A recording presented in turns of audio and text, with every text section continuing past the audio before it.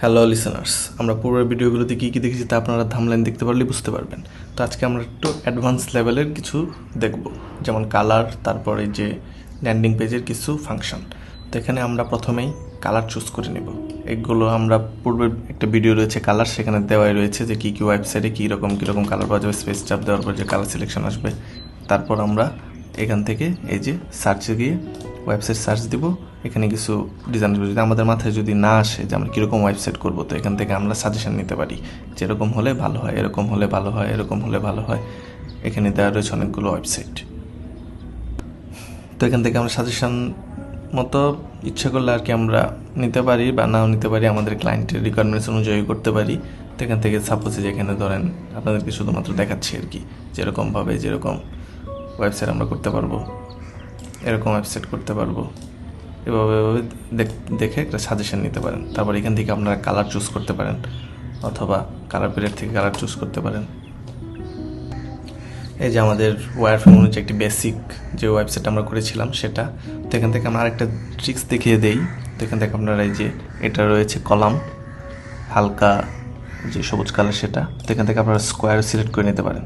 তাহলে আমাদের যে ঘর করব তখন আমাদের এটা বোঝা যাবে যে কোন ঘরের মধ্যে দিয়ে যাচ্ছে। তো এখানে আপনারা 8 সিলেক্ট করে নিতে পারেন, 6 সিলেক্ট করে নিতে পারেন, এভাবে। তো আমরা আপাতত লেআউটেই রাখি।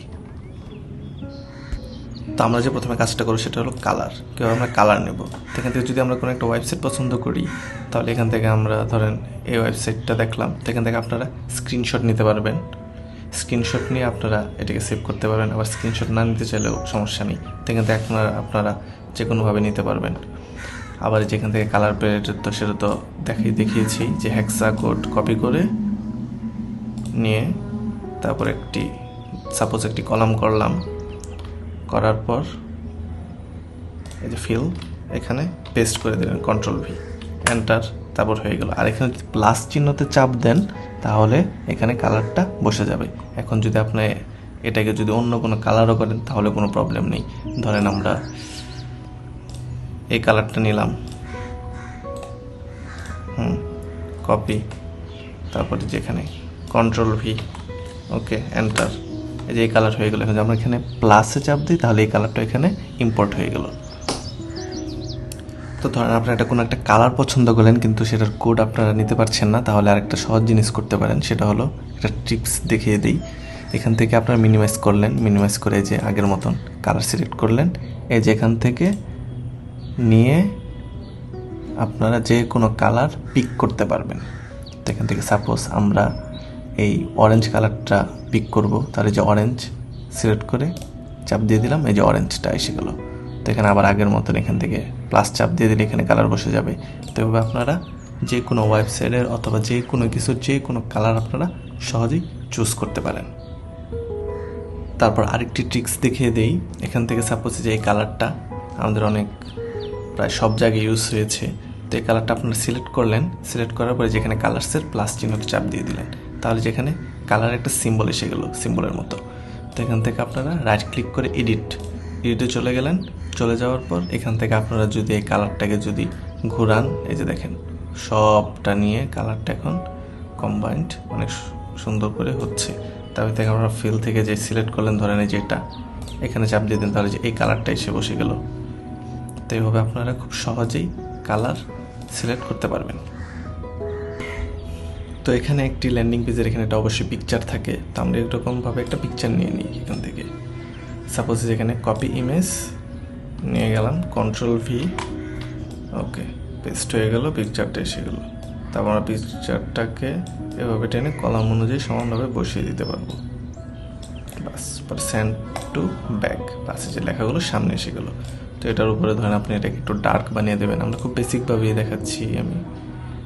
তাহলে এখানে খুব সুন্দর করে যে এখান থেকে একটা রেক্ট্যাঙ্গেল নেবেন, এটার সমান অনুযায়ী টেনে দিলেন, বাস, সেন্ড ব্যাক, অথবা তারপরে সামনেও আনতে পারবেন, পিছনে নিতে পারবেন, ঠিক আছে। এই যে তো আমরা এখানে এটাকে একদম ব্ল্যাক বানিয়ে দিই, বর্ডার রিমুভ করে দিই, এবং এটার ক্যাপাসিটি, এই যে ক্যাপাসিটি মিলিয়ে দেব।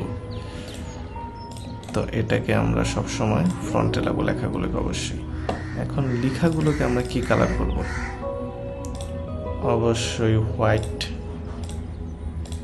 কত সুন্দর দেখেন। আমরা আস্তে আস্তে এটাকে বোল্ড করে সুন্দর করে সাজিয়ে নেব।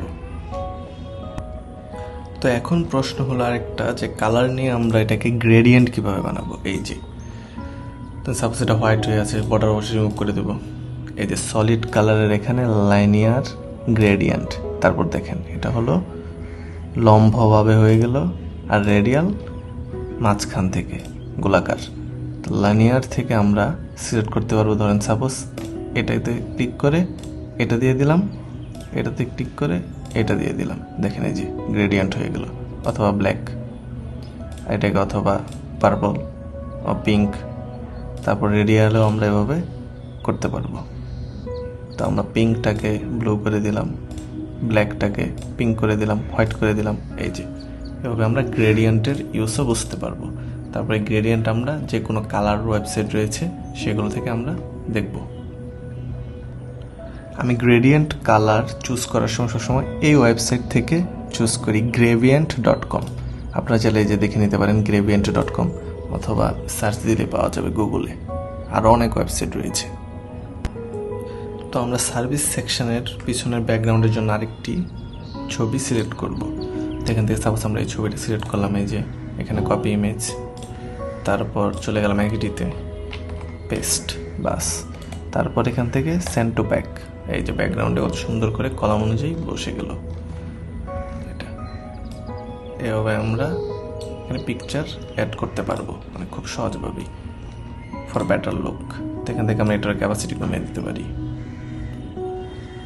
অথবা যে দেখাই দিয়েছিলাম যে ওভারল্যাপ করে এটার উপরে কালো ব্যাকগ্রাউন্ড দেওয়া যাবে এটার মতো। এই যে কত সুন্দর করে দুইটা ছবি পিক বসানো গেল। অবশ্যই আপনারা ক্লায়েন্টের রিকোয়ারমেন্টস অনুযায়ী পিকচার বসাবেন, অথবা তারা যদি কোনো সিলেক্টেড পিকচার দিয়ে থাকে সেটা বসাবেন। তো আমরা এখান থেকে আগেই সেকশন ভাগ করে নিই। এখানে আমরা যে উপরে যে ওভারল্যাপটা দিয়েছিলাম সেটা অল্টারে অথবা অপশানে চাপ দিয়ে, মাউসের বাটনে চাপ দিয়ে এই যে টেনে নিয়ে আসলাম এখানে, এবং এটা 55% ক্যাপাসিটি থেকে 100% করে দিলাম।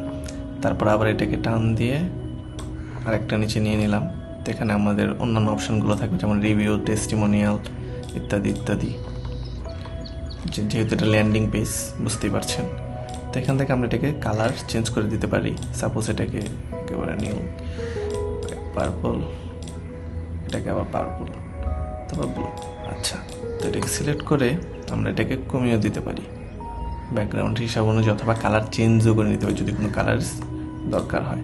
আর হেডারটাকে আমরা সাপোজ ব্ল্যাক দিয়ে দিলাম, ফুটারটাকেও আমরা সাপোজ ব্ল্যাক দিয়ে দিলাম। ওয়াও, স্মার্ট লাগছে।